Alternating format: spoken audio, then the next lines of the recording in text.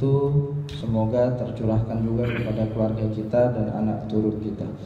Sebelum itu mari kita berdoa untuk keluarga besar Al-Mumtaz dan Al-Quds, dan terutama untuk Ibu Dwi Aryani binti Supono yang telah membantu acara malam hari ini. Semoga kita semua dan beliau Allah mudahkan urusannya, Allah kabul hajatnya, Allah limpahkan segala macam rezeki dan karunia-Nya, dan Allah hindarkan segala macam mara bahaya, serta mendapatkan keturunan yang soleh dan solehah dan keluarga yang selalu sakinah mawaddah warahmah.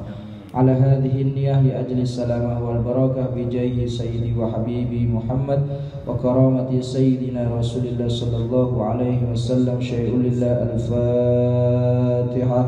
A'udzu billahi minasy syaithanir rajim. Bismillahir rahmanir rahim. Alhamdulillahi rabbil alamin arrahmanir rahim maliki yaumiddin. إياك نعبد وإياك نستعين اهدنا الصراط المستقيم صراط الذين أنعمت عليهم غير المغضوب عليهم ولا الضالين آمين.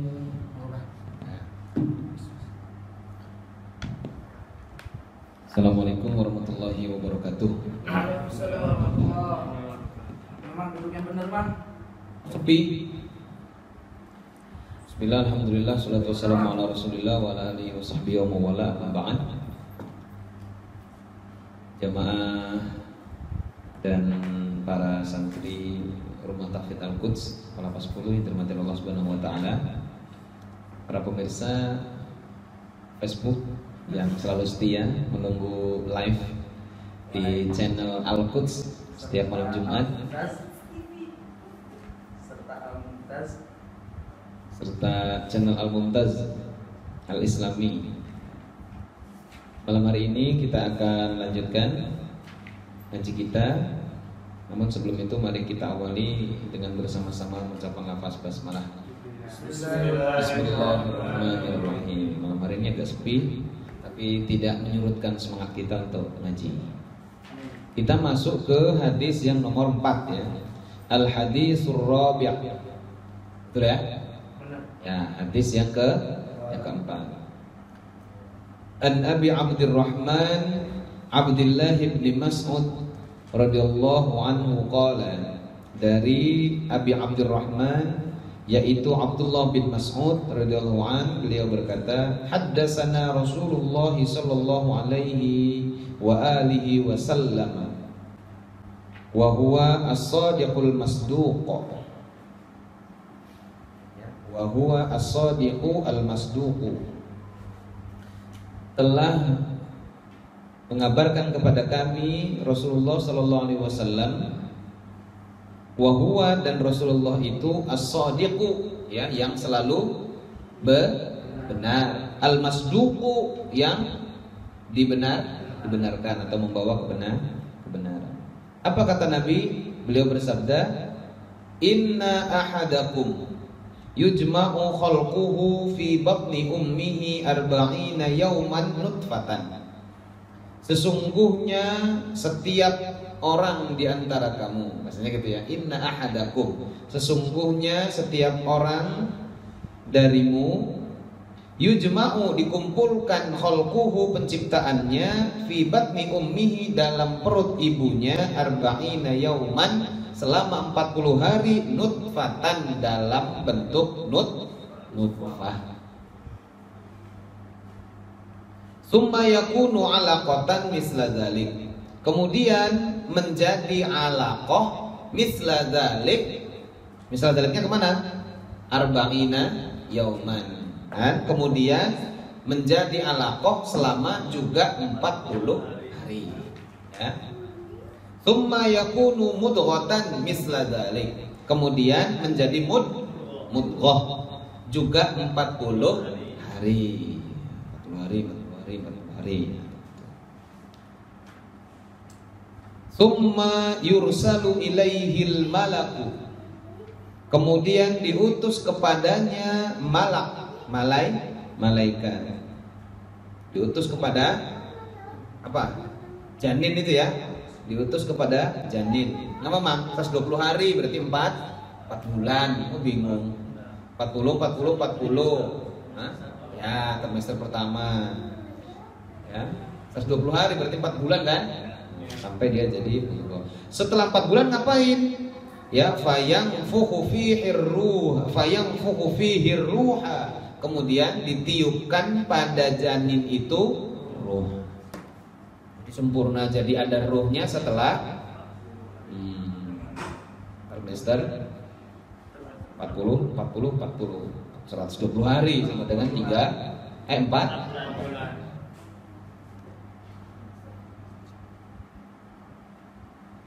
wa yu'maru bi arba'i kalimatin. Kemudian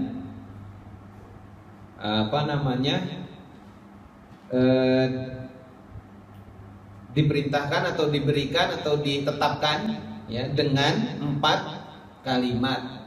Maksudnya dengan 4 perintah, 4 ketetapan, 4 ketentuan. Apa itu? Yang pertama, bikat birizqihi, dengan menetapkan rizkinya. Wa ajalihi, dan ajalnya, masa hidupnya. Ajal itu waktu, sampai untuk menunjukkan waktu itu kan macam-macam penggunaannya. Wa amalihi, dan amalnya.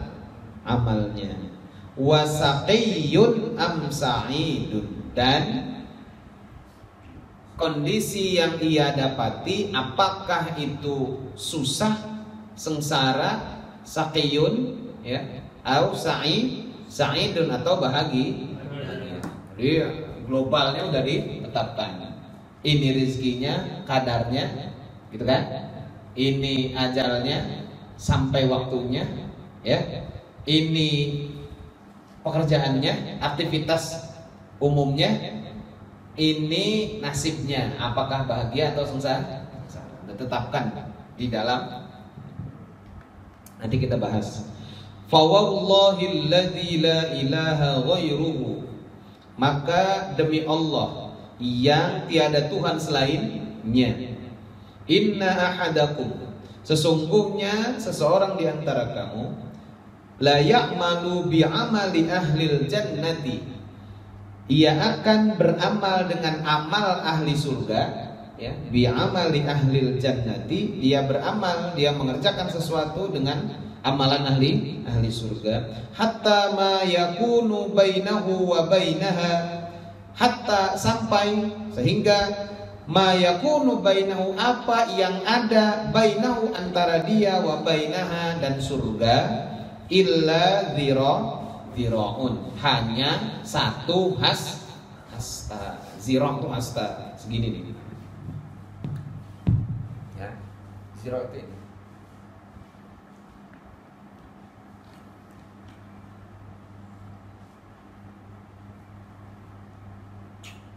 Fayasbiqu alaihil kitabu fayamalu bi'amali ahlin nar fayadkhuluha, maka dia aktivitasnya itu dia beramal dengan amalan ahli surga. Tiba-tiba yasbiqu, apa? Dia didahului, belum habis, belum tutup bukunya, didahului ya ketetapan ya, maka turun datang ketetapan Alkitab, ketetapan yang tadi sudah ditetapkan tadi, fayamalu bi amali ahlin nar, kemudian orang itu beramal dengan amalan ahli neraka. Fayadkhuluha, maka kemudian karena amal itu ia masuk ke dalam. Nanti kita jelasin ya per ininya ya. Wa inna ahadakum la ya'malu bi amali ahlin nar, dan sesungguhnya seseorang di antara kamu ia akan mengerjakan amalan-amalan ahli neraka, hatta ma yakunu bainahu wa bainaha illa dzira'un, sampai antara dia dengan neraka itu hanya tinggal sehasta. Gara-gara amal dia yang wacak-wacakan itu, ya. Fayasbiqu alaihil kitab, kemudian datang ketetapan yang baru, ketetapan yang tadi itu, ya. Fayamalu bi amali ahlil jannah, kemudian di penghujungnya dia beramal dengan amal ahli surga. Fayadkhuluha, lalu kemudian ia masuk ke dalam surga. Itu hadisnya. Apa faedahnya? Nanti kita bahas. Boleh baca aja ini. Bahas ini apa baca ini aja nih Gus? Ya, sedikit dulu ya. Qauluhu wa huwa as-sadiqul masduqu, ay as-sadiqu fi qaulihi al-masduqu fi ma ya'tihi minal wahyil karim. Kalimat as-sadiqu maknanya adalah as-sadiqu fil qaulihi, orang yang selalu benar dalam ucapan. Al-masduq apa? Al-masduq itu orang yang dibenarkan fima ya'tihi, dengan apa yang diberikan kepadanya berupa wahyu yang mulia. Jadi Nabi itu kalau ngomong selalu benar dan selalu dibenarkan oleh wahyu. Dalam Quran, wa ma yantiqu 'anil hawa in huwa illa wahyun. Qala ba'dul ulama'i makna qauluhu inna ahadakum yujma'u khalquhu fi batni ummi, bahwa makna dari inna ahadakum yujma'u khalquhu fi batni ummi adalah annal maniyya yaqa'u fir rahmi mutafarriqan, bahwa sesungguhnya sperma itu ada di dalam rahim ibu mutafarriqan, terpecah, apa pisah-pisah, tercerai. Fayajma'uhu Allah Ta'ala, maka kemudian Allah mengumpulkan yang terpecah-pecah, yang tercerai berai itu fi mahallil wiladah, di tempat melahirkan, tempat lahir. Minar rahim gede. Rahimnya itu kan yang gedenya, kotak gedenya, itu dikumpulkan dalam dalam sebuah tempat ya yang disebut dengan mahal wiladah. Ya, kalau dalam Quran itu disebutkan fi qararim makin, di tempat yang kokoh. Yang qararim makin itu tempat yang kokoh. Nah, rahim besar, yang gedenya, tapi ada tempatnya yang kemudian dia tumbuh. Itulah tempat makanan dan lain sebagainya. Jadi Quran kan ada tuh surat Al-Mu'minun ya, ayat 13 apa ya? Walaqad khalaqnal insana min sulalatin min tin summa ja'alahu nutfatan fi qararim makin summa khalaqna nutfata 'alaqatan fa khalaqnal 'alaqata mudghatan fa khalaqnal mudghata idhaman fa kasawnal idhama lahma summa ansha'nahu khalqan akhar fa tabarakallahu ahsanul khaliqin. Kurang kan gitu. Sama, pasalnya sama. Fase-fase yang dilalui itu sama seperti yang dijelaskan oleh Nabi sallallahu alaihi wasallam. Cuman di sini dirinci lagi sama Nabi, 40 hari alaqah, 40 hari nutfah, 40 hari nutfah, 40 hari alaqah, 40 hari mudghah.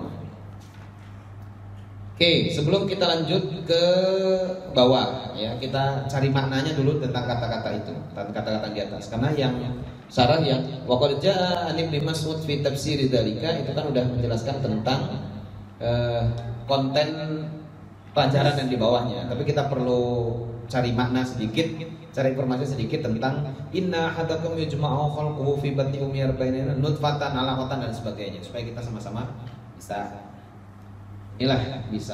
sharing, mengingat ya sekarang zamannya udah pakai gitu. Kalau zaman Nabi dulu sains, teknologi dan ilmu embriologi belum secanggih sekarang gitu ya. Ya wajar-wajar aja, tidak terlalu banyak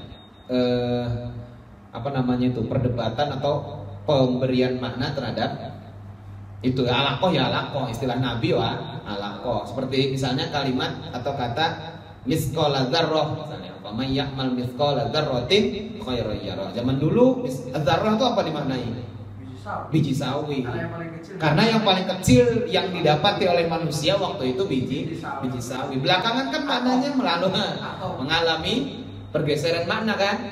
Kalau ini maksud dengan zarrah itu ada sesuatu yang paling kecil, makanya sekarang berdasarkan penelitian ilmuwan ada yang lebih kecil dari biji sawi. Ya kira-kira gitu. Ya. Ya kita juga ini. Jadi proses terjadinya atau penciptaan manusia di dalam rahim itu secara alami dialami oleh seluruh manusia. Cuma Nabi Adam yang tidak mengalami proses ini. Ya. Jadi kalau ada yang itu ada di Quran dinyatakan manusia itu diciptakan dari tanah. Yang berarti yang dimaksudkan dengan tanah dalam konteks ini tanah secara langsung adalah Nabi Adam. Kalau manusia yang lain cucu Nabi Adam lewat proses yang lewat proses ilmiah ini. Proses hayawan ya. Proses biologi. Biologis hubungannya biologi. Proses biologi. Ya artinya proses melahirkan ada tahapan-tahapan yang dilalui. Kalau yang kun fayakun itu ada Adam toh. Cuma Nabi Adam. Yang lainnya harus melalui proses ini. Sama satu lagi yang nggak pakai rahim, songgokong. Lu songgokong dari batu keluarnya. Ya kan songgokong keluar dari batu. Apa Ji? Terus ada juga beberapa makhluk-makhluk lain yang prosesnya tidak makhluk hidup lain yang prosesnya tidak melalui proses embriologi seperti ini, tidak proses perkembangbiakan yang seperti ini. Misalnya hewan pada umumnya kan melalui proses ini ya, melalui proses embriologi. Walaupun nanti dia lahirnya itu ada yang lewat telur, ada yang lewat melahirkan, ada yang membelah diri, kayak gitu ya. Tapi kan ada beberapa makhluk-makhluk hidup lain yang hidup tanpa melalui proses itu. Contohnya misalnya untanya Nabi Soleh. Ya untanya Nabi Soleh kan beneran hidup ya, beneran hidup, disembelih malah. Ya kan gitu kan? Ya. Sebagai mukjizat dia keluar dari batu. Ya hidup tapi hidup. Di Quran itu dibilang ya, hadhihi naqatullahi lakum fadharuha taqul fi ardillahi wa la tamassuha bisu fayakhudhakum bisu'in fayakhudhakum adzabun alim. Ini onta sebagai mukjizat, fadharuha, biarin jangan diganggu. Taqul fi ardillah, dia makan di bumi Allah. Maksudnya biarin jangan diganggu. Katanya kamu minta mukjizat. Loh ini mukjizatnya onta yang keluar dari batu. Hidup beneran. Jangan diganggu. Malah dibunuh. Fayakhudhakum adzabun. Maka kemudian kamu akan disiksa karena enggak patuh itu. Bukan karena nyembelih onta ya. Karena enggak patuh. Apalagi yang kemudian dia hidup tapi tidak melalui proses embriologi. Burungnya Nabi Isa. Burung Nabi Isa itu maksudnya burung ya bukan, beda lagi. Kamu mah mikirnya beda sih. Saya ngomong burungnya Nabi Isa senyum-senyum dewe. Maksudnya itu burung. Ya emang kayak mana ya burung kok? Gini. Kamu gini. Ya kan? Maksudnya burung yang dari tanah itu loh. Ya. Anni akhluqu lakum min at-tini ka hay'atit tayri fahanfu fi fayakunu tayran biiznillah. Terbang kan dia? Saya bisa buat burung terus dari tanah yang bentuknya kayak burung terus kemudian fayakunu tayran biiznillah. Ya jadi burung beneran dengan izin Allah. Tuh, ya artinya ya ini aja, apa istilahnya, informasi aja bahwa di samping itu ada sekian banyak hewan-hewan lain yang juga hidup tapi tidak melalui proses itu. Barangkali ada lagi yang lain yang tahu tentang itu. Cerita Ibrahim itu belah burungnya dipisah-pisah. Kalau itu memang burungnya udah hidup. Itu memang burungnya Nabi Ibrahim udah hidup. Ya. Fakut arba'atam minat toiri fasurhunna ilaika summa ja'al ala kulli jabalin minhunna juz'a summa du'uhunna ya'tinaka sa'ya. Itu memang burungnya hijau. Kalau mau bukti bahwa saya ini adalah Allah kan gitu kan. Pertanyaan dari, bukan pertanyaannya ya, unak-unak dalam hati Nabi Ibrahim, kaifa tuhyil mauta, gimana Allah menghidupkan yang sudah mati. Qala awalam tu'min, kenapa kamu gak percaya emang? Ya kan gitu. Bukan, saya bukan gak percaya, kata Nabi Ibrahim. Lihat tumainna qalbi. Cuma ya memang ada unek-unek dalam hati saya. Ya wajar aja kan? Wajar aja. Saya bukan karena, ya itu pertanyaan-pertanyaan genit seperti itu tuh hal yang biasa.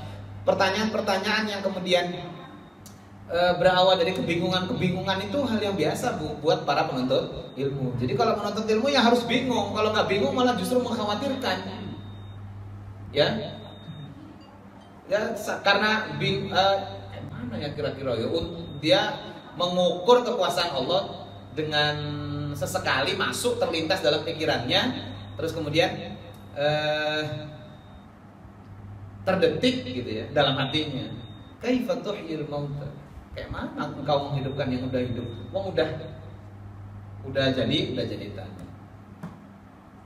Jangankan cuma menghidupkan, kata Allah, jangankan cuma menghidupkan yang sudah mati, yang di depan kamu dari hidup terus kemudian jadi mati, sudah dipisah-pisah, saat itu juga dengan izin saya, kata Allah, akan kembali lagi menjadi hidup. Kamu cari 4 ekor, kamu ambil 4 ekor burung, kamu potong, sembelih, cincang-cincang. Tidak hanya dicincang, taruh di 4 sudut gunung yang berbeda. Satu taruh Palapa 10, satu taruh di Kaliawi, satu taruh di Langkapura Kemiling, satu ditaruh di Raja Basa. Udah itu mau balik lagi ke tempat kamu berdiri waktu nyembelih, panggil burungnya. Datang lagi 4-4-nya kembali utuh dalam keadaan hidup, terbang. Tapi burungnya memang udah jadi burung, gitu ya. Ya, dan masih banyak lain. Tapi secara normal semua melalui proses embriologi. Ada ya proses pertemuan antara ya apa itu namanya sel sperma dan ovum yang kemudian berubah menjadi zigot. Zigotnya zigot biologi, bukan zigot kamu, zigot taklik, zigot itu ya. Ya, sebagai 40 hari sebagai apa? Sebagai nutfah. Nutfah itu apa? Ayo, apa nutfah? Ya. Nutfah itu segumpal darah. Bukan. Asal katanya ya nutfah segumpal darah. Bukan, nutfah kan dari yang pancar maknanya. Apa? Segumpal? Kalau itu alaqah. Segumpal daging. Darah masih darah. Segumpal darah. Ya. Maksudnya dari sperma yang kemudian ketemu itu. Segumpal darah ya, sesuatu yang memancar ya. Misalnya dari nutfah 40 hari sebagai segumpal darah. Tapi ya nggak tahu, wallahu alam benar apa enggak segumpal beneran di dalam perut itu segumpal darah, wallahu alam kita nggak tahu. Tapi Quran menggunakan bahasa nutfah. Pokoknya kita yang buka ya. Saya khawatir digugat seperti misalnya kalimat alaqah. Alaqah kan kita sering terjemahkan segumpal daging. Pertanyaannya, apakah ahli embriologi itu ketika berbicara tentang fase pertumbuhan janin ada nggak masa segumpal daging? Kayak daging gitu, ya kan? Jangan-jangan digugat, ya? Jangan-jangan diketawain sama ahli embriologi. Nggak ada proses janin itu dalam. Tapi memang penamaan segumpal daging itu kita yang ngasih. Ya kalau Quran ngisi pakai kata alaqah. Ya, makanya kita kadang-kadang suka lebih senang menggunakan kata itu daripada nanti kemudian dimaknai rancu. Ya kalau zaman dulu di waktu diterjemahkan sebagai segumpal daging, no problem. Karena belum ada orang yang meneliti pakai alat USG dan lain sebagainya ngelihat isi perut ini berupa apa. Ya. Tapi kemudian itu sudah ada ya, kemudian apa itu namanya? Kalimatnya alaqah itu ya Kalaupun dia bukan kalaupun tidak ada proses sebagai alaqah itu segumpal daging, paling tidak min jinsil alaqah, ya, dari seperti jenisnya seperti segumpal daging. Ada juga makna alaqah itu dari kata alaqah ya'liku yang artinya gantung atau nempel atau yang menggantung atau menempel, ya. Jadi kenapa begitu? Karena itu tadi ketika sperma dan ovum itu bertemu di dalam rahim, dia itu kan terpencar dan menempel di dinding rahim. Terus kemudian dikumpulkan. Setelah itu menggantung. Ya, dalam konteks sebagai sesuatu yang menempel, ya betul menempel di dinding rahim. Dalam konteks yang menggantung, ya setelah dia menempel terus tumbuh besar, dia menggantung di dalam rahim. Ya, hewan yang kerjanya nempel itu bahasa Arabnya alaqun. Apa artinya? Apa hewan yang kerjanya nempel tuh? Lintah. Lintah tuh bahasa Arabnya alaq. Nah, karena dia memang selalu nempel. Dan kalau udah nempel biasanya gantung. Jadi kalau istri yang nempel terus ya istri ngalak ya? Ya ngalak. Tapi kalau orang ngaku alak itu kakek, Om. Iya. Lalu nyatanya kita digantungkan kan kepada kakek. Memang kita jadi cucu kalau nggak ada kakek. Ya berarti kita menggantung kepada kakek. Siapa tahu orang Arab itu, orang Lampung itu menetapkan kata diksi kata alak itu ngambil dari kata bahasa Arab. Jangan-jangan, kan gitu kan? Berarti Arabik banget berarti. Ya siapa tahu. Lalu nyatanya kita banyak istilah-istilah yang tanpa kita sadari ternyata itu mengadopsi dari bahasa Arab. Ya, alaq itu kan maknanya gitu. Alaqah. Ya kita sering terjemahkan segumpal daging. Tapi makna alaqah sendiri itu kan punya makna banyak ya. Maknanya yang menggantung, yang menempel dan lain sebagainya. Yang bergantung dalam konteks zohir bergantung, ya bergantungnya zigot di rahim ya disebut alaq. Dan manusia itu memang sesuatu yang memang pasti bergantung, tidak bisa sendiri.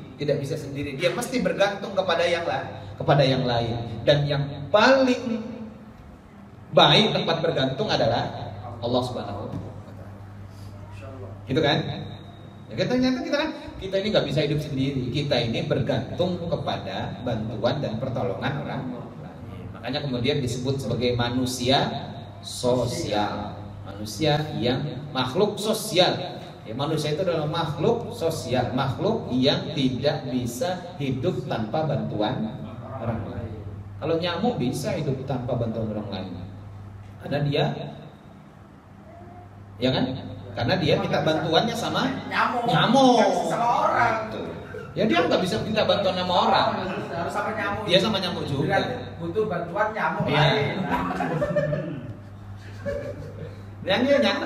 Nyamuk itu kan berkembang biaknya dengan cara membelah diri. Makhluk hermafrodit yang satu makhluk punya dua Kelamin. Iya, ACDC. Pengen ya isi kerja langsung. Pengen berkembang biak kenal sendiri aja dia. Nyamuk kan gitu. Jadi dia tidak bergantung kepada manusia. Gigit cuman dia. Dia bergantung sama nyamuk. Parah. Mikir deh, bocah-bocah mikir. Summa yakunu mudghah. Mudghah segumpal daging. Apa? Segumpal daging. Ada alaqah? Alaqah segumpal daging tadi. Segumpal darah itu nutfah. Kan kita kan sulit ya? Sebukan? Ya dagingnya itu sendiri. Mudghah. Jadi dah. Ya maksudnya udah berbentuk, udah ada bentuknya. Baru nanti mudghah itulah yang ditiupkan ruh. Ya. Alaqah segumpal Balik. Alaqah itu segumpal darah. Mudghah segumpal daging. Ya, alaqah segumpal darah. Lo nggak ada proses embriologi itu yang nutfah itu cairannya itu gitu loh yang mancur itu. Surutnya itu ya. Nah. Kan tadi di awal tadi nutfah itu yang memancar kok jadi gara-gara daging terus. Habis lebaran haji jadinya daging. Ya, alaqah segumpal darah. Alaqah segumpal darah. Mudghah segumpal daging. Nah, daging itu ya. Daging itu kemudian dikasih roh. Cuma kalau di Quran dapat tambahan satu fase yaitu dibalut, daging itu membalut tulang. Lama daging sempurna. Idham itu ya. Mudghatan fa khalaqnahu. Nah, dari segumpal daging jadi proses tulang. Ya, ini kan bilang ya. Nah, tulang itu baru kemudian dibalut daging sempurna seperti ini gitu. Seperti badan manusia. Ya. Cuma di sini kan yang idhoma lahma itu enggak disebut. Jadi dengan bahasa di Quran. Ya manusia maksudnya, dan kemudian setelah ditiupkan ruh dia menjadi makhluk baru yaitu manusia. Waktu segumpal daging belum disebut manusia. Iya kan? Waktu masih segumpal darah, waktu masih segumpal daging, waktu masih itu belum fase di bawah 6 bulan belum disebut manusia. Ya. Disebutnya apa? Janin. Ya, janin. Makanya kemudian kalau kita ngaji fikih tadi udah ini ya, tadi obrolannya kan udah benar-benar alaqah itu segumpal darah, mudghah segumpal daging. Nah, dalam fikih itu fase di bawah 6 bulan, ya, fase di bawah 6 bulan itu belum dianggap sebagai manusia sempurna. Ya enggak? Ya, makanya kemudian disebutnya asyaqtu, ya, ketika ada terjadi keguguran masih di dalam kandungan itu kan dilihat keadaannya. Kalau dia masih di bawah 6 bulan, ya maka belum ada bentuk tanda-tanda manusia. Ya belum ada jari kupingnya belum nongol misalnya gitu, atau belum ada gerakan seperti gerakan manusia, masih berupa mudghah atau lahm, ya, mudghah misalnya. Nah itu dia tidak dihukumi sebagai manusia. Artinya ketika keguguran, kiret dikeluarkan, itu tidak kita yang ada di sekelilingnya tidak terkena beban untuk tajhizul janazah, ya kan? Maka dia tidak wajib dimandikan, tidak wajib dikafani, tidak wajib disolatkan, tidak wajib. Ya boleh aja gitu. Mau dimandikan, mau dikafani ya boleh. Kenapa? Karena statusnya belum summa ansha'nahu khalqan, belum jadi sebuah manusia makhluk baru sebagai manusia yang.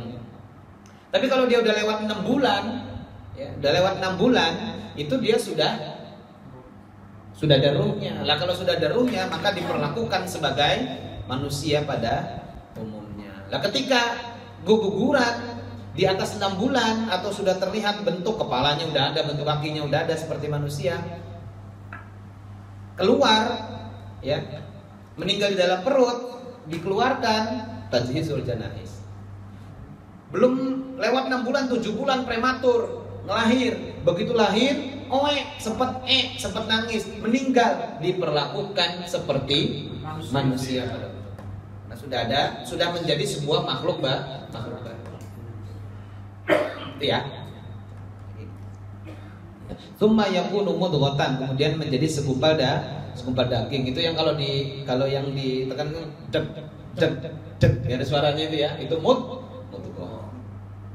Tsumma yursilu ilaihil malak. Pas waktu dia udah melalui fase 4 bulan, ya, melalui fase 4 bulan, baru kemudian ruh ditiupkan.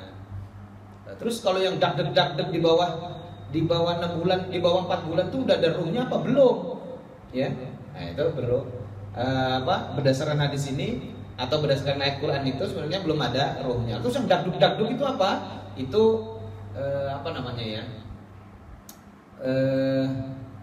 ya di antara bentuk kekuasaan Allah Subhanahu wa taala menunjukkan bahwa ada proses pertumbuhan di dalam rahim.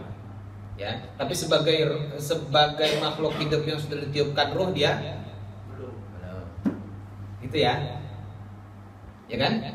Ya enggak apa-apa, ini kita agak mikir dikit gitu. Bingung? Wajib.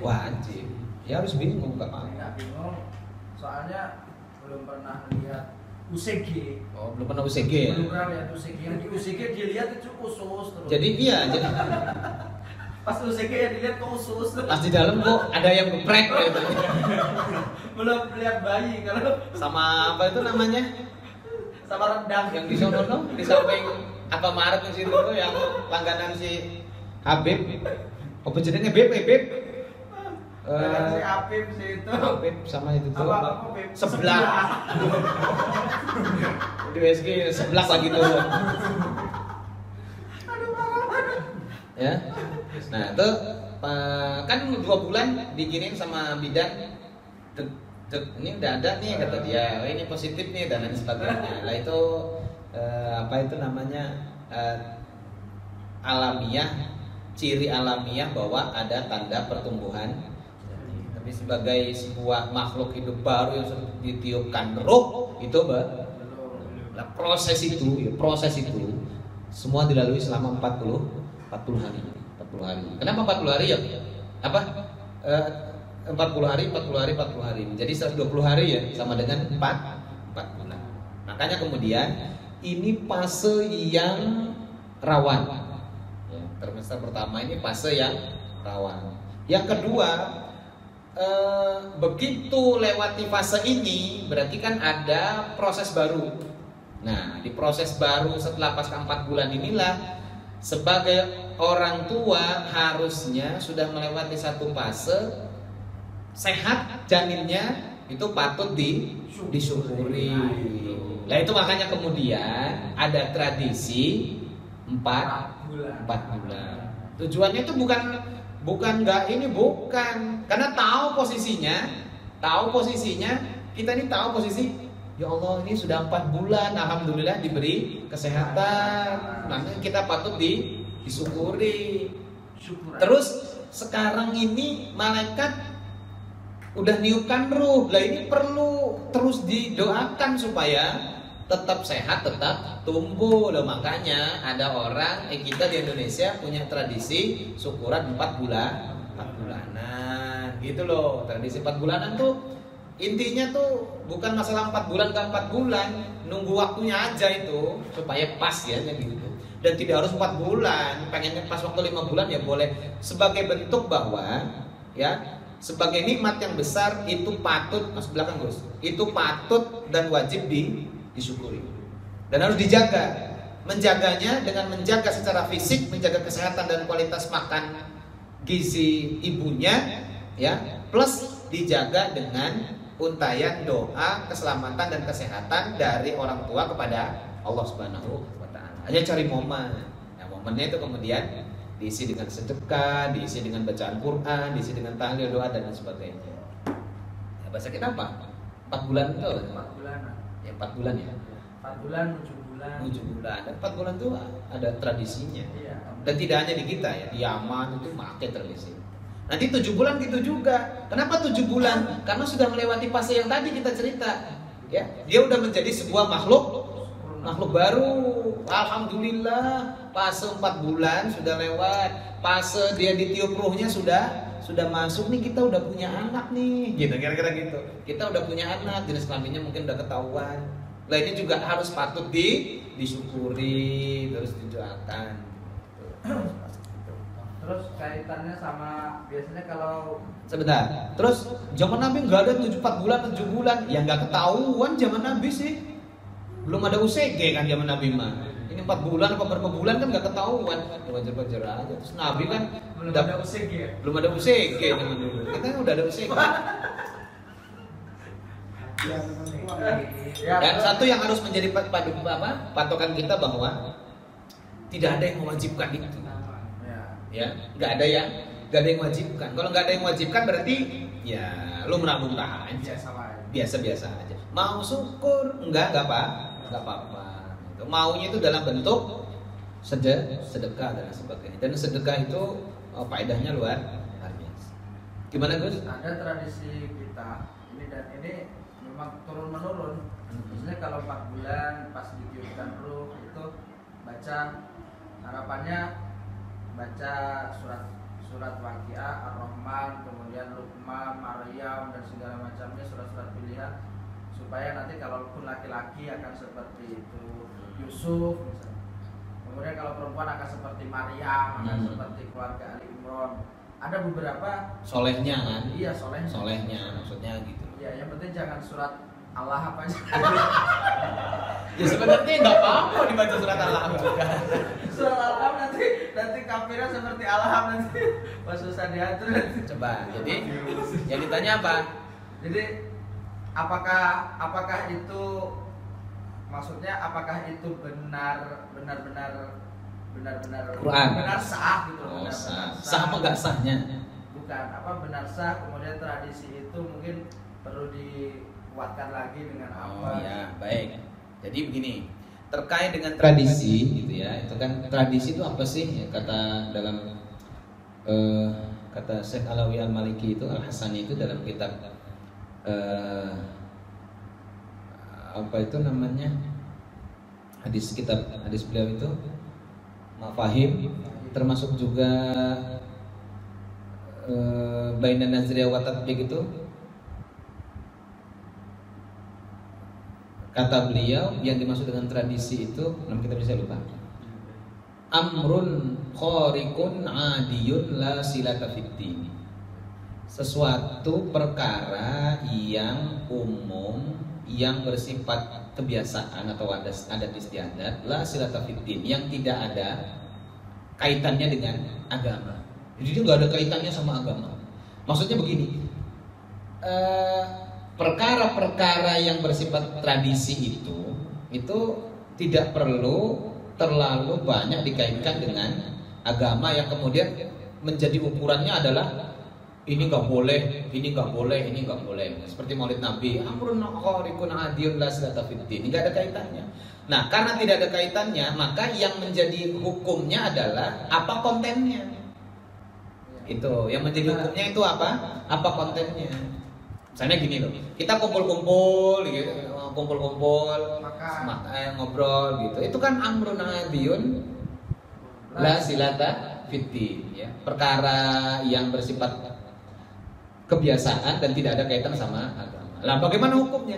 Hukumnya apa kontennya? Kalau kontennya bagus, kontennya positif, dia mustahab, ya. Disenangi. Ya bolong kontennya positif. Gara-gara kumpul jadi silaturahim. Gara-gara kumpul yang satu bisa bantu yang lain. Gara-gara kumpul ada transfer pengetahuan agama dan lain sebagainya. Kumpulnya amrun adiyun, ya, tapi kontennya kumpul isinya main karambol isian misalnya. Isian. Ya, kontennya nggak beres. Nah yang ini yang nggak boleh. Tergantung konten. Lah. Pada tradisi itu juga sama. 4 bulan lu isinya apa? Kalau isinya manggil kawan-kawan, buka lapak gaple, 5 lapak, 6 lapak, terus sampai bermalam-malam dangdutan, kontennya nggak beres itu. Kebiasaan tradisi yang tidak baik. Ya nggak baik. Tapi kalau isinya baik, ya dia juga masuk mustahab. Disenangi, isinya baca Quran, isinya sedekah, isinya silaturahim, isinya majelis zikir, ya, no problem. Karena semua yang menjadi isi itu ada dasarnya dalam Quran maupun hadis. Misalnya baca Quran, ya kan ada perintahnya dalam Quran untuk baca Quran, ada perintahnya untuk baca dalam hadis untuk baca Quran kan ada perintahnya. Adapun apa yang dibaca ya tergantung yang mau baca dan tidak perlu dibatasi karena perintah membaca Al-Quran itu umum, tidak membatasi ayatnya. Iqra'ul Quran fa innahu ya'ti yaumal qiyamah syafi'an li ashabi. Bacalah olehmu Al-Quran. Ini enggak ada batasannya. Kalau begitu baca ayat yang mana saja boleh. Baca Yasin boleh enggak? Ya Yasin Quran enggak? Quran. Kalau Quran ya boleh. Kau bacanya Yasin terus, ya mau ngapalnya Yasin toh ya enggak apa-apa Yasin terus. Nggak, sahabat Nabi aja bacanya Quran kulhu terus. Ada sahabat Nabi yang bacanya kulhu terus. Diprotes asal ngimam bacanya kulhu. Rakaat pertama kulhu, rakaat kedua ya kulhu.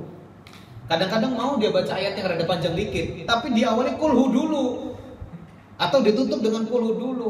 Diprotes sama sahabat yang lain. Besok-besok Rasul kalau mau nyuruh imam jangan nyuruh dia, kulhu doang. Gak ada Quran lain. Dipanggil, sini Mat, ngapa Mat?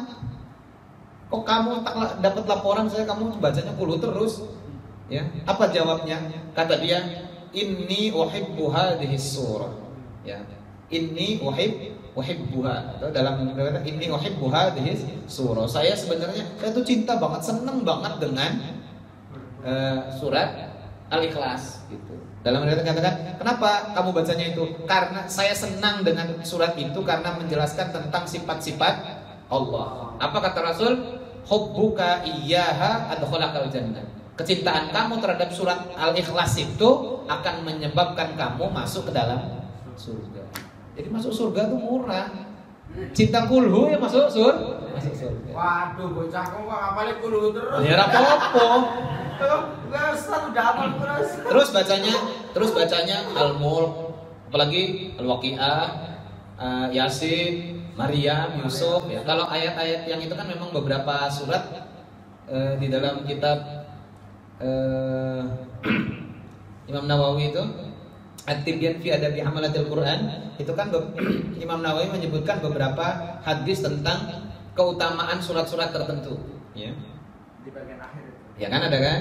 Nah, itu kan ada menyebutkan beberapa ya, apa itu namanya? Khawatimul Baqarah misalnya ya. Terus kemudian ayat kursi, terus kemudian Al-Kahfi, Yasin, man qara Yasin lailatal Jum'ah ghufira lahu hatta. Ayo kan udah sering. Barang siapa membaca Yasin pada malam Jumat, maka akan diampuni sampai subuh hatta yusbiha. Ya. Atau surat Kahfi begitu juga. Baca surat Al-Ikhlas, fa innaha ta'dilu thuluthul Quran, misalnya gitu. Al-Ikhlas itu sama dengan sepertiga Al-Qur'an. Al-Kafirun rubu'ul Quran, seperempat Al-Quran. Itu memang menjelaskan tentang beberapa keutamaan-keutamaan surat. Dan itu boleh memilih. Secara umum Al-Quran itu boleh dibaca satu-satu. Boleh dibaca di mana saja. Boleh, maksudnya di mana itu ayat surat apa saja. Tidak ada halangan. Faqra'u ma tayassara minal Quran. Bacalah olehmu yang mudah dari Al-Quran. Quran Iqra' kita apa? Bacalah olehmu kitab. Ya kan artinya kena bacanya. Terus kenapa kemudian Maryam? Kenapa kemudian Yusuf? Ya itu kan sugesti. Cara sugesti. Dan sugesti itu penting. Sugesti itu penting. Apalagi di musim corona ini.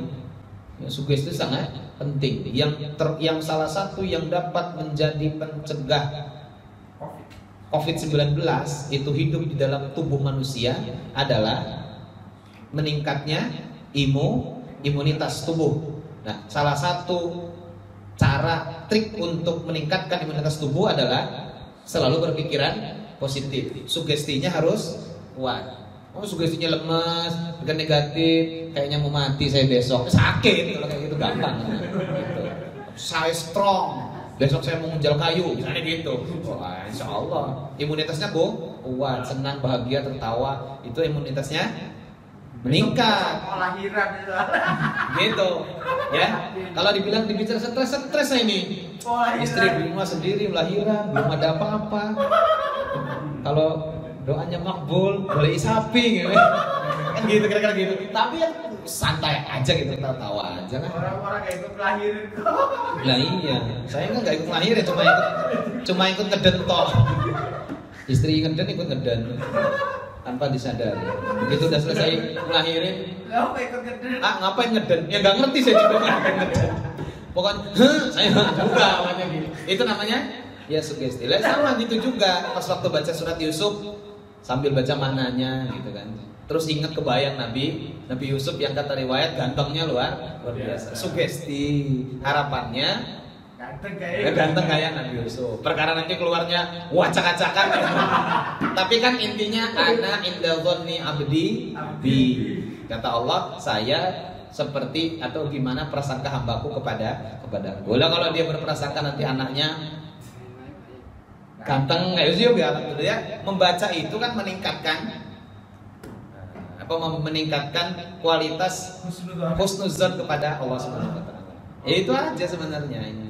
Ya enggak jadi jaminan terus kemudian kalau baca surat Yusuf anaknya ganteng kayak Nabi Yusuf. Kalau bacanya surat Maryam nanti anaknya cantik kayak Maryam. Nanti bacanya surat Maryam yang keluarnya perempuan.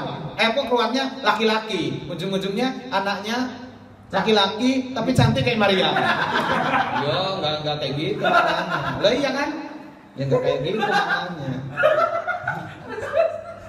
Di surat Yusuf itu kan menceritakan bagaimana kesolehan Nabi Yusuf, bagaimana berbaktinya Nabi Yusuf. Ya, kan berbakti banget Nabi Yusuf itu sama orang tuanya, walaupun sempat ngerjain saudaranya kan. Saudaranya kan ngerjain dulu sama Nabi Yusuf. Terus pas waktu ini tahu bapaknya sakit ya, idhabu biqamisi hadza fa'alquhu ila wajhi fa'alquhu ala wajhi abi ya'ti basira. Nanti nih bawa baju saya, kasih nanti dipakai ngusap wajah bapaknya, bisa lihat lagi. Padahal buta sekian tahun sejak Yusuf kecil ya, sejak Yusuf kecil belum jadi nabi, sejak Yusuf kecil dinyatakan hilang ya,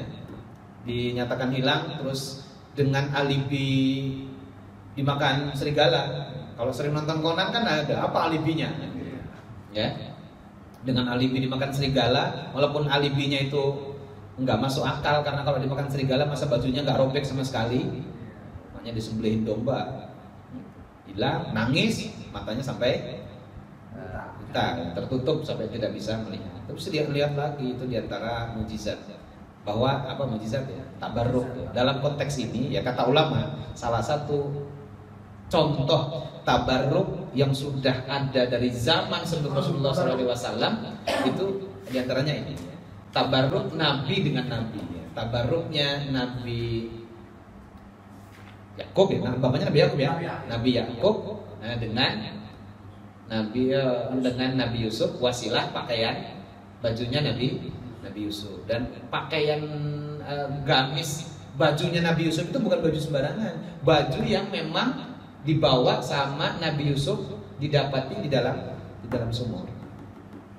Jadi ada baju gamis yang menjadi warisan turun temurun, Nabi turun ke Nabi turun ke Nabi.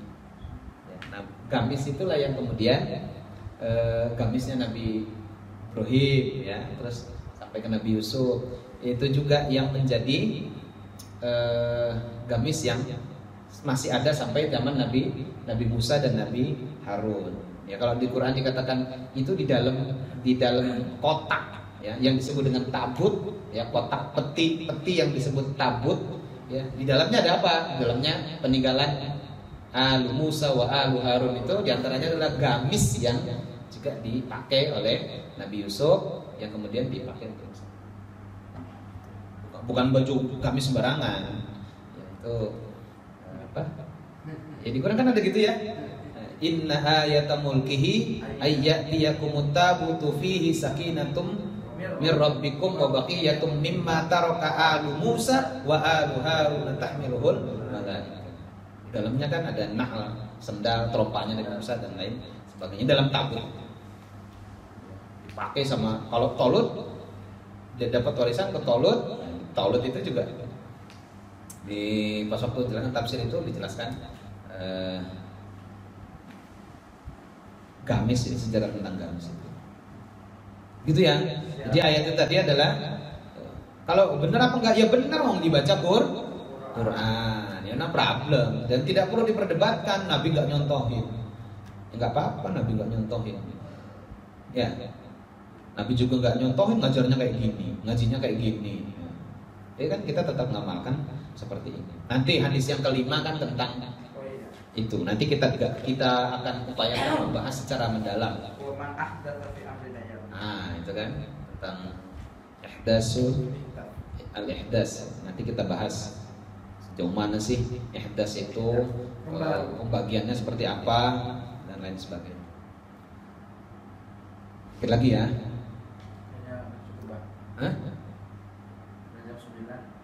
Sedikit lagi.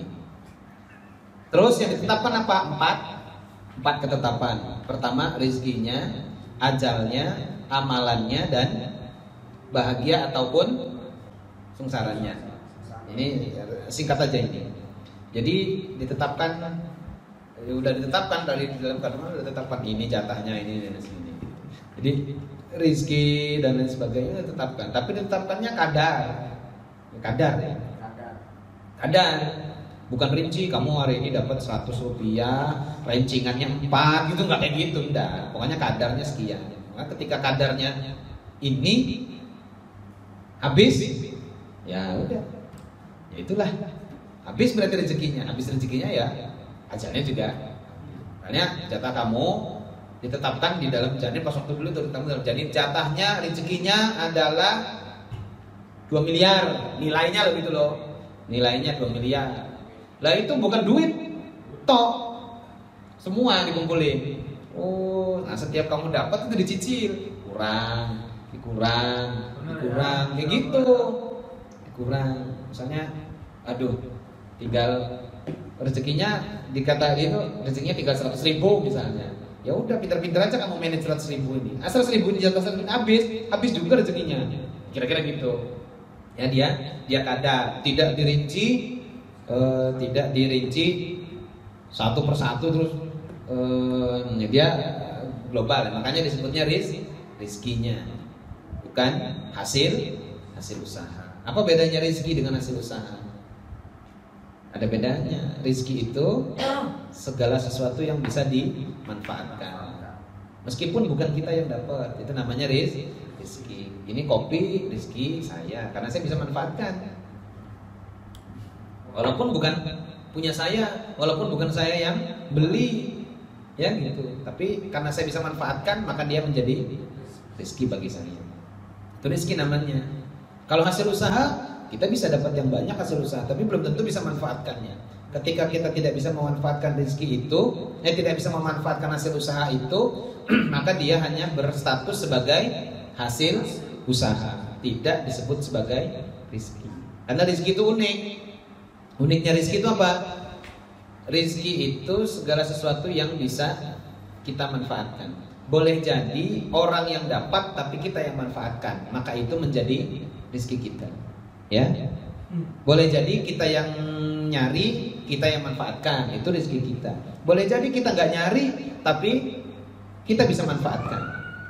Itu uniknya rizki. Saking uniknya rizki, itu ada orang yang dibekali oleh Allah Subhanahu wa taala sekian banyak kemampuan dan skill, pengetahuan untuk mendapatkan atau untuk menemukan cara-cara memperoleh rezeki, ya, tapi hidupnya susah karena tidak bisa memanfaatkan rezeki itu. Sebaliknya ada orang yang biasa-biasa saja, bahkan cenderung sedikit pengetahuan untuk memperoleh jalur-jalur rezeki, justru malah hidupnya berkah dan banyak mendapatkan rezeki. Ya, contoh sarjana ekonomi, secara logika 4 tahun belajar tentang ekonomi, bagaimana caranya mendapatkan penghasilan dan lain sebagainya. Tapi tidak sedikit tuh sarjana ekonomi yang hidupnya pas-pasan. Kurang apa ilmunya untuk mencari rezeki? Nah, mencari duit, kurang apa? Tapi ya itulah uniknya rezeki. Ya, bisa jadi dia dapat banyak tapi tidak bisa manfaat. Ada orang yang nggak punya bekal apa-apa, cuma tamat SD, tapi rezekinya berlimpah karena banyak yang bisa dia manfaatkan dari sekian banyak fasilitas yang Allah berikan kepada dia. Walhasil bahwa dalam konteks rezeki, asal mau bergerak saja rezeki dijamin. Asal kita mau bergerak, mau berusaha, mau berikhtiar, rezeki Allah yang jamin. Wa ma kana min dabbatin fil ard aw ta'irin yatiru bi janahihi illa umamun amsalukum. Terus ma farraqna fil kitabi min syai'. Atau ayat lain dikatakan apa? Illa 'alallahi rizquha itu apa? Wa ma min dabbatin fil ard illa 'alallahi rizquha. Hewan yang melata di bumi ini semuanya sudah dijamin oleh Allah rezekinya. Apalagi kita. Jadi Allah menggambarkan asal burung mau terbang saja rezekinya sudah dijamin. Masa kita kan gitu. Masa kita nggak mau berusaha seperti halnya burung yang terbang. Asal kamu mau bergerak, insya Allah rezekinya akan diperoleh. Ya, sering diceritain sama kiai-kiai itu kan sama ustaz cicak, tentang cicak, bagaimana rezekinya cicak tinggalnya di dinding, makanannya apa? Nyamuk tinggalnya di udara, terbang, nggak ketemu logikanya. Ya, dari mana logikanya? Hewan yang nempel di dinding makanannya hewan yang terbang. Oh, nggak ada logikanya. Nggak bakal ketemu. Kalau dia bisa terbang juga bisa nangkap cicak loh, bisa nangkap nyamuk, ya kan? Oh, nempel di dinding, nyamuknya terbang. Bagaimana coba? Kita yang bisa nepok aja susah nangkap nyamuk. Benar. Ya kan? Itu kejar nyamuk. Kalau nggak beli raket nyamuk susah, ya kan? Tapi cicak yang di dinding, ya karena dia mau bergerak, rezekinya dijamin sama Allah Subhanahu wa Ta'ala. Gimana Allah kasih rezekinya? Lidahnya panjang. Coba gimana nyanyinya? Cicak-cicak diam-diam. Terus nyamuknya yang dateng. Iya kan? Nyamuknya yang dateng. Nyatanya enggak, nyamuknya tuh cicak dikasih sayap nangkep nyamuk itu enggak. Nyamuknya yang dateng. Ya? Asal merayap. Itu tadi makanya asal burung terbang ada rezekinya. Ya nyamuk gitu juga. Ya, datang seekor nyamuk, yang datang rezekinya yang datang. Jadi kalau misalnya Gus hari libur nongkrong diam aja di rumah, kok nggak kerja Gus? Itu kan dia lagi di rumah. Rezekinya ya nggak harus saya yang cari kan kata beliau. Madhabnya madhab Maliki. Rizki yang datang kan. Takdirnya saya di rumah, tapi orang lain ditakdirkan oleh Allah untuk datang ke rumah saya, kan gitu aja. Contohnya tadi pada maghrib. Ya kayak gitu. Itu uniknya rezeki. Nanti kita bahas ya, ajal, amal dan lain sebagainya. Untuk yang bawahnya Fallahilladzi la ilaha illa ghairuh, nanti kita bahas di syarahnya. Karena pas waktu syarahnya itu udah masuk ke itu ya, inna ahadakum ya gitu ya. Nah, itu penjelasan itu ada. Tapi kalau yang kalimat-kalimat di atasnya kan tidak dirinci oleh Imam Ibnu Daqiq, nggak dirinci oleh beliau langsung. Karena memang substansi yang ingin disampaikan, pengajaran yang disampaikan dari ini adalah bahwa innamal a'mal bil khawatim. Ya. Amal itu tergantung akhir. Amal itu kadang-kadang amal itu apa istilahnya, kualitas atau penilaian itu ditentukan finishnya. Nah, kira-kira gitu ya. Amal itu kadang-kadang ditentukan. Situ boleh larinya ngebut dari awal, situ boleh larinya kenceng dari awal, tapi baru disebut juara kalau finish. Yang dilihat kan bukan larinya, bukan di tengahnya, tapi finish apa enggak. Orang tuh menang apa enggaknya tuh finish apa enggak. Di tinju misalnya, bisa jadi dia kena pukul terus, wah udah tinjuin. Begitu terakhir, tup satu hook masuk, KO ya yang menang yang itu, walaupun wacak-wacakan mukanya. Kira-kira gitu. Ya, innamal a'mal bil Mau jelaskan itu. Baik, udah. Ada yang mau disampaikan? Diberkahi oleh Allah Subhanahu wa taala. Maksudnya diberkahi itu harapannya dengan informasi yang udah kita share malam hari ini akan bertambah nilai kebaikan kita. Luar biasa ya ziyadatul. Luar biasa pengorbanan orang tua, bagaimana mengandung di 40 hari gitu kan gitu. Tambah baktinya, tambah sayang. Bakti dan lain sebagainya itu juga bentuk dari amalan soleh yang menunjukkan bahwa kita adalah merupakan rezeki yang Allah anugerahkan kepada kedua orang tua kita dan bisa menambah kebaikan untuk orang tua kita. Ya, kita ini anak adalah rezeki Allah kepada orang tua kita. Apakah kita sebagai rezeki ini bisa memberikan kontribusi tambahan kebaikan kepada orang tua kita atau tidak? Itu yang penting. Ya, kalau kita bisa memberikan tambahan kontribusi kebaikan, berarti kita adalah rizki berupa anak yang berkah dari Allah untuk kedua orang tua kita. Maka harus berbakti, maka harus menjaga harmonisasi di keluarga bersama kedua orang tua. Ya, harus menjadi anak yang berbakti.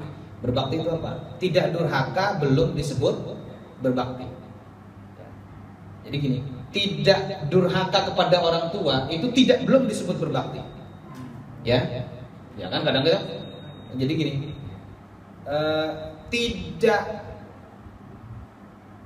tidak nakal belum tentu soleh. Kira-kira gitu ya. Ya, soleh itu kan ada tambahan kualitas ya. Itu juga tidak durhaka belum disebut berbakti. Karena berbakti itu satu tahap lagi lebih dari sekedar tidak durhaka.